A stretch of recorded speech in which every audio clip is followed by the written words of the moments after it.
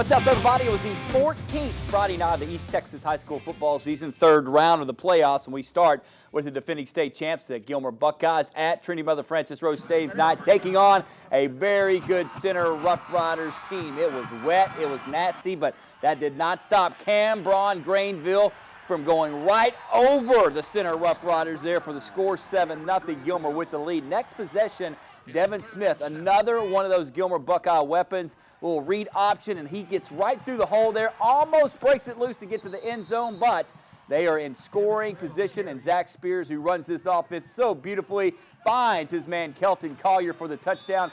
14-0 Gilmer with the lead, but Center would fight back.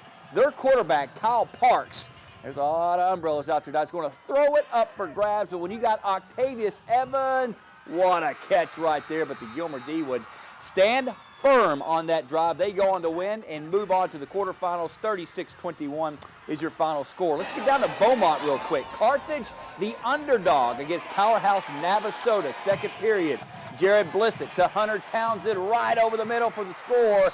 Extra point was no good, so Carthage has a 19-14 lead. They get the ball back, and this is a no-no. Blissett picked off by Navasota's Tremaine Creeks. That's what you call a pick six and get you on the board. Navasota retakes the lead. Just before halftime, though, Keontae Ingram's going to score for the Bulldogs, and Carthage would go in the halftime down 34-27, but look what happens. They get the upset. Nobody saw this coming. Congratulations, Carthage. They win 55-48. All right, over at Van Memorial Stadium, the White Oak Roughnecks had a big one against Sunnyvale. The Roughnecks have been so good so far in the postseason, but the games get tougher and tougher as you get into the playoffs. Cade Palmer is hot early on in this one. Going to go right over to the slant to his man, Brandon Cook. Roughnecks with the early touchdown. Back comes Sunnyvale, though. Patrick Spera, number 4 in your program, is going to just throw it way up there, and look at Cash Goodhart. In between two White Oak defenders, they tie the ball game up. Third quarter now, White Oak trailing 26-7. They are in trouble, but they get new life thanks to Mr. Dax Davis. Goes the other side of the field after kind of fumbling around a little bit, and you will not catch Double D. Dax Davis takes it all the way to the house, but that's as close as the Roughnecks would get. They go down to Sunnyvale. Their season comes to an end, 32-15.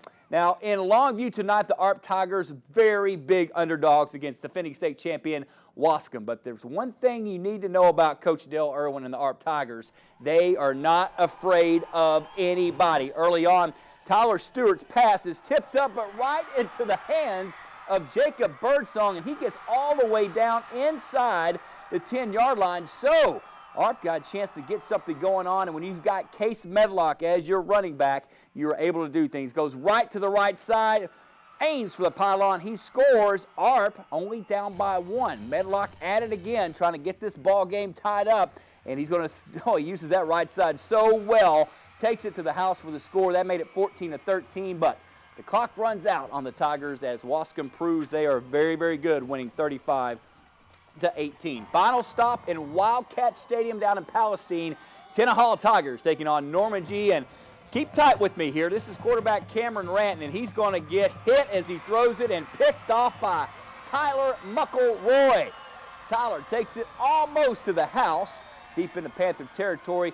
C.J. Horn this time is going to look around, buy so much time here looking for a wide open receiver. He's going to find Jaqueline Franks as he spins out of trouble right here, jumps over one of his guys, and then Jaqueline says, "Throw it to me, man, I'm wide open." Touchdown, Tenahalla. They win 24-12, so the Tigers are moving on to the quarterfinals. Some scores for tonight. Liberty Ilo all over Kaufman, 38-22. Atlanta shuts out Lorena 42-0. That's a final. West Grusk, of course, winning last night over Paul Pewitt 31-12. Crockett all over Corrigan Camden 49-24. Some out the skirts of East Texas here. Shelbyville beats Centerville. That game was at Bullard tonight.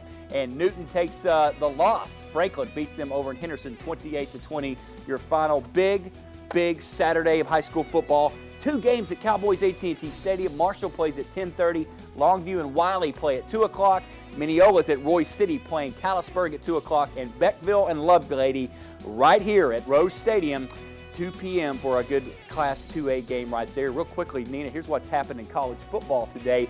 Houston, led by former John Tyler star Greg Ward, all over Navy, 52-31. He had 4 total touchdowns. And we're watching it right now. Baylor and TCU caught up in all that wet, rainy, windy weather. It's tough to say that one right there. But we're tied at 14 late in the fourth quarter. They may be playing all night. It's so wet. That cold weather not really seeming to bother the fans very much, though. I know. I didn't have my gloves, my hat. Yeah. I came very unprepared tonight as usual. But I'll be ready next Friday. I promise you. All right. Thanks, Eric.